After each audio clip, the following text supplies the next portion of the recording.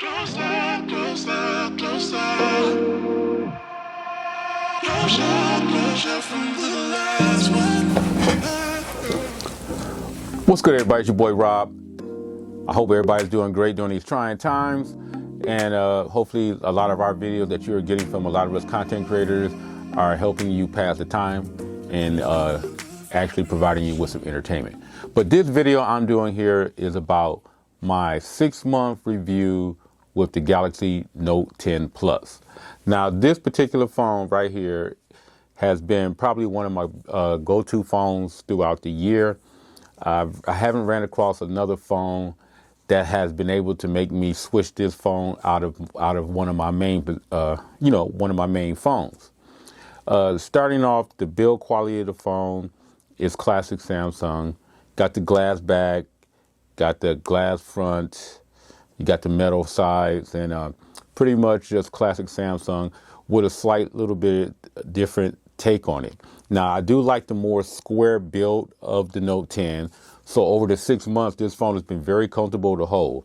The phone is also very thin, which make it a much more pocketable phone in my opinion.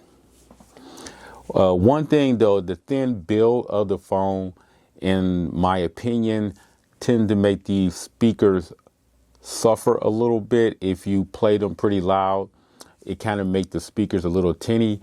But if the phone was of a thicker build, I think that would have actually solved the problem with the Note 10 Plus. Display wise, nothing out that can touch a Samsung display. The AMOLED panel is always booming. The colors are on point, vivid, beautiful, and they haven't decreased or lost any of its looks since the day that I purchased the phone. Another drawback, though, I do kind of throw me off about the Note 10 Plus is the button placement, being that it is on the right side where your fingers are. For most right-handed people, this phone would be perfect for a left-handed person. But as for me, I'm predominantly right-hand, and I prefer having everything on the same side where my thumb is. I've just grown used to it out of habit, repetitiveness. It makes it much more comfortable with the button placement on there. Storage wise, Samsung offers you a variety of choices, so there's nothing disappointing about that. I do have expanded SD card in there, which works out for me. I do use the internal storage, but the expanded SD card, I'm old school, so I still like to carry some of my music with me on my SD card. And also with these SD cards, if you want to shoot like 4K footage or things of that nature, you can always store that on those SD cards. Now, that kind of brings us into the camera. Now, Samsung has always been somewhat, I don't know, for lack of a better word, not quite where they should be when it comes to cameras. I mean, there's always some type of issue, whether it's the lack of Pro mode, which was probably solved this year with the S20, or the focus hunting Samsung is famous for, or some of the oversaturation in some of the pictures that the phone takes, some of the pictures that you take with the camera on this phone. So I'm always hoping and wishing that, somehow, maybe Samsung can get it right.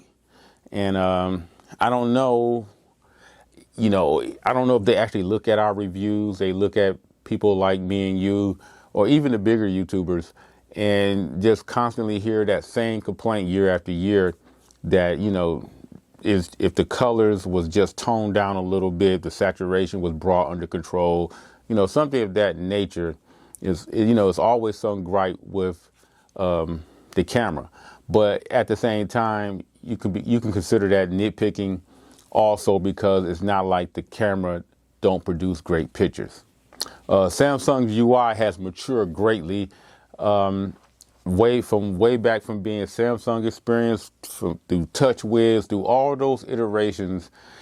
We saw the natural progression of Samsung and their skin, and it's gotten to the point where it has matured to a much more sophisticated skin that's overlaid on top of Android, and it also makes it one of my favorite versions of Android with the Samsung UI Experience 2.0. 2.1 is probably rolling out as we speak, so if you haven't gotten it, maybe you will be getting it in the next month or so. But again, from a software standpoint, Samsung has matured the software.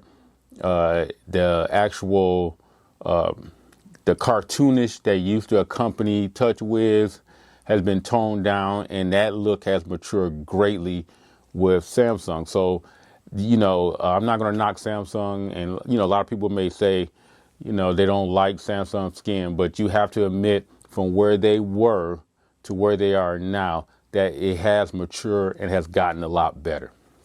So S Pen wise also, let me touch on the S Pen. The S Pen is a feature that if you use it, you can appreciate it. But if you don't use it, you're really not missing too much.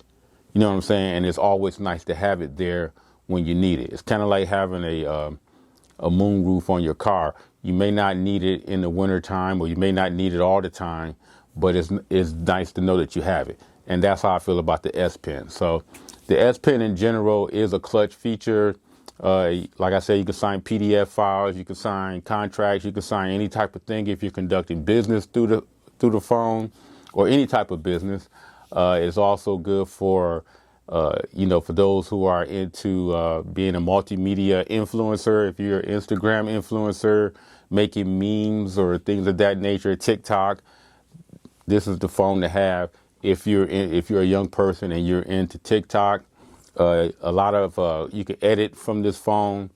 If you download some choice software like Power Director, you can really get creative with this Samsung with the Note 10. So again, right now will probably be a good time to get it. I didn't jump on the S20. I was I wasn't feeling it so much as everybody was, and I kind of took a pass on it. And I figured the Note 10 Plus, especially now that Samsung seemed to be updating it a little bit more regularly, would probably be a much better choice for me instead of dropping $1,400 on a regular Samsung phone or Ultra or whatever they're calling it now. And if I do get another Samsung phone, it will probably be the Galaxy Note 20. So with that in mind, if you have a Note 10 Plus and you're thinking about trying to get a Samsung, don't do it. Pass, wait, hold on to this phone. You can actually hold on to this phone for maybe another 2 years if you don't think the 20 is worth your time. But by me being a YouTuber, there are certain phones that pique my interest.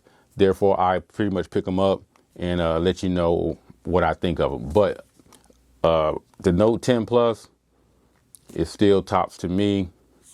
And going forward, I don't know, it might be a couple of phones on the horizon that can make me put this down for a little while. But as of today, Note 10 Plus is number one. So if you like this video, please give me a thumbs up. Don't forget to subscribe to my channel. If you have any other questions, please leave those down below. Other than that, I'll catch everybody in the next video. I'm out.